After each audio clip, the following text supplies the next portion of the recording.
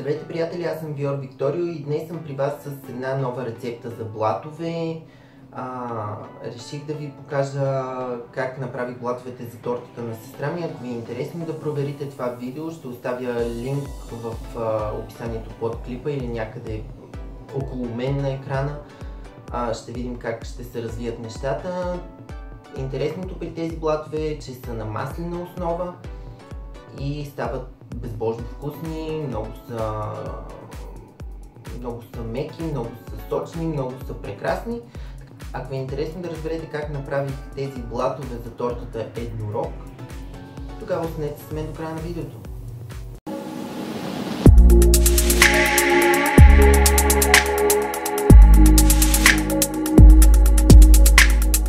Основното нещо при тази рецепта е маслото, яйцата и млякото ви да бъдат на стайна температура, така че маслото е необходимо да е меко. Добавяте вашето меко масло в една дълбока купа и започвате да го разбивате. То трябва да заприлича, в смисъл трябва да го разбиете до такава степен, че да заприлича на гъст крем. И когато го разбиете добре самото масло, е време да добавите захарта към него и продължавате да биете до такава степен, че ако майката на маслото го види, просто няма шанс да го познае. От време на време спирате да го бъркате и с такава шпатула или дървена лъжица устръгвате стените на вашата купа, за да имате възможността да сте сигурни, че всичко е разбито много добре.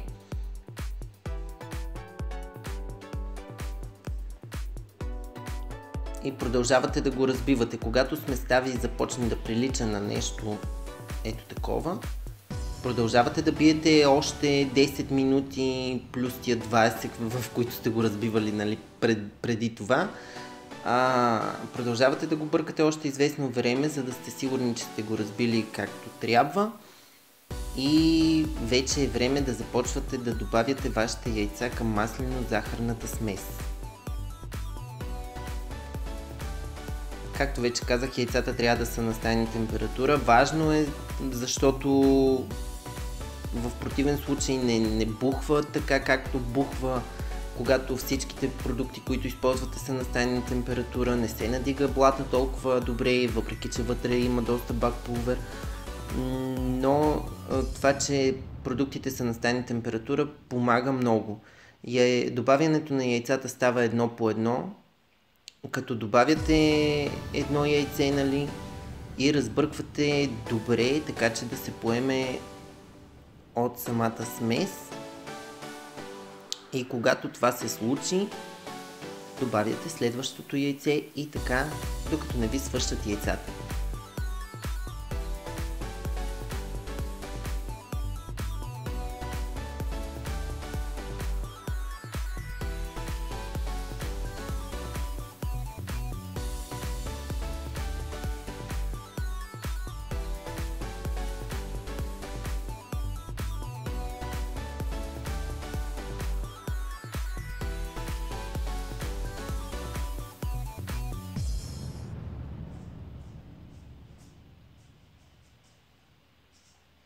След това към моето брашно добавям бакпулвера, солта и ванилията и с помощта на ето такова телче леко разбивам всичките съставки в моята купа, за да могат да се уединят, и добавяте 1/3 от сухите съставки към маслено-яйчната смес в купата.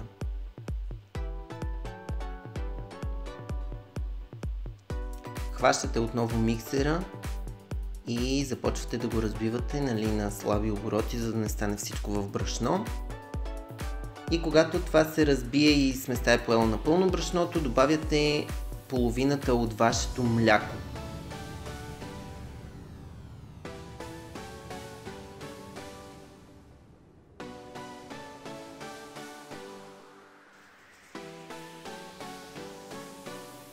Разбивате добре и добавяте следващата половина от вашето брашно.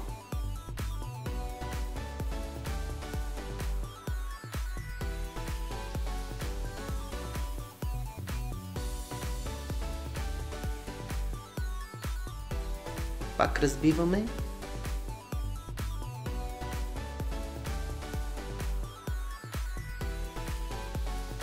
На този етап сместа ви вече трябва да става гъста. И когато се поеме брашното напълно, добавяте втората половина мляко. Разбивате добре, докато не поеме сместа всичкото мляко. И накрая добавяте последната част брашно. И отново разбивате. Бъркате.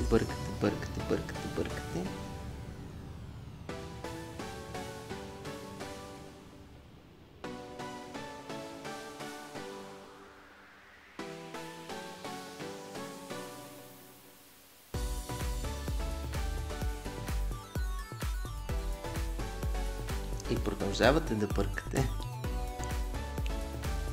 докато сместа ви не заприлича на нещо такова. Трябва да прилича на много гъста паста. Много красива смес се получава, много гладка и такава една богата. И дори когато сместа ви започне да прилича на нещо такова, е добра идея да продължите да разбивате още 10 минути, за да сте сигурни, че цялото брашно е добре разбито и никъде няма такива топченца неразбито брашно, защото би било много неприятно, ако се случи да останат такива неща в сместа.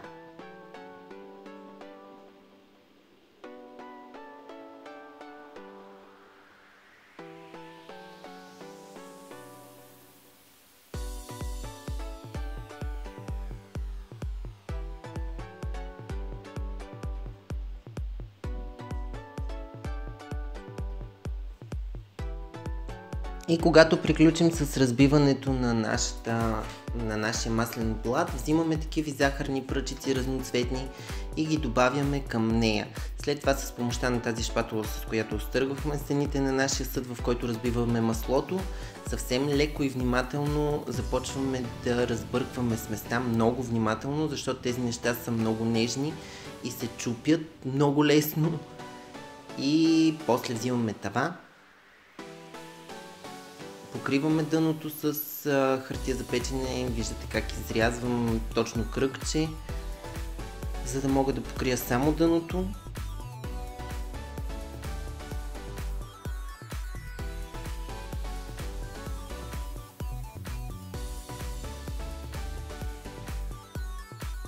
Покриваме въпросната тава с това вече изрязано кръгче.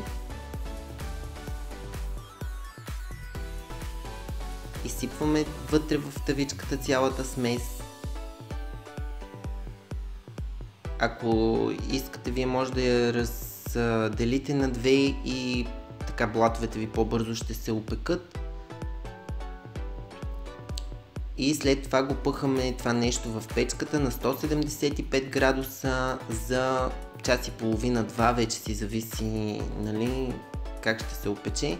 За да не ви изгори отгоре, е добра идея да го покриете с фолио, защото времето за печене е много и отгоре хваща коричка. Затова ви казах, нали, че ако искате, може да го разделите в два съда за печене, но аз реших да бъда авантюрист и да го изпека наведнъж.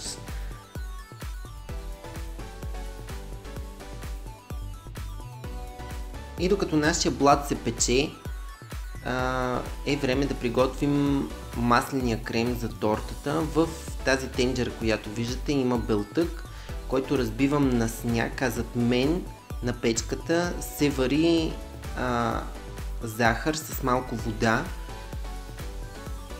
Тя трябва да ври около 15 минути, точно преди да стане на карамел, когато започне захарта да се сгъстява и да заприлича на такава гъста течност.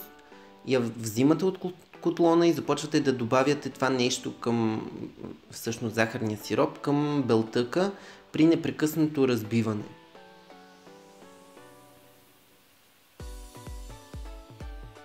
Много е важно да добавяте на тънка струйка, защото ако добавите целият врящ захарен сироп към белтъка, той ще спадне невероятно бързо.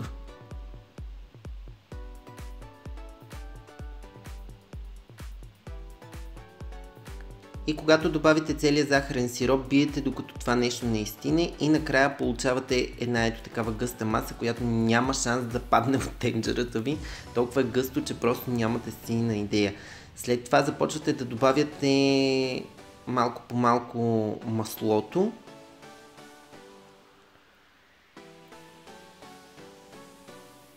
И разбивате много добре.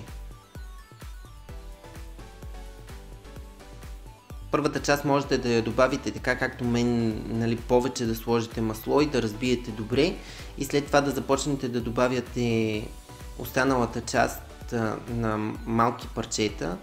Виждате, че аз с едната ръка добавям масло към сместа и непрекъснато бъркам, за да има възможността белтъка да поеме цялото масло, което вкарвам вътре. И така направих моите блатове и крем. Това беше всичко от мен за днес. Надявам се клипчето ми да ви е харесало. Ако е така, дайте палец нагоре. Ще се радвам да се абонирате за мен, да ми оставите коментар под видеото, за да разбера какво мислите за моята торта. Натиснете камбанката до бутона абониране, за да получавате известия всеки път, когато качвам ново видео. Вече ви казах, че имам намерение, нали, да започна отново да качвам тук и да споделям с вас моите рецепти и моя опит, който съм натрупал през годините работа в сладкарските сфери. Така че да, това беше всичко от мен за днес и единственото нещо, което мога да ви кажа е чао и до скоро!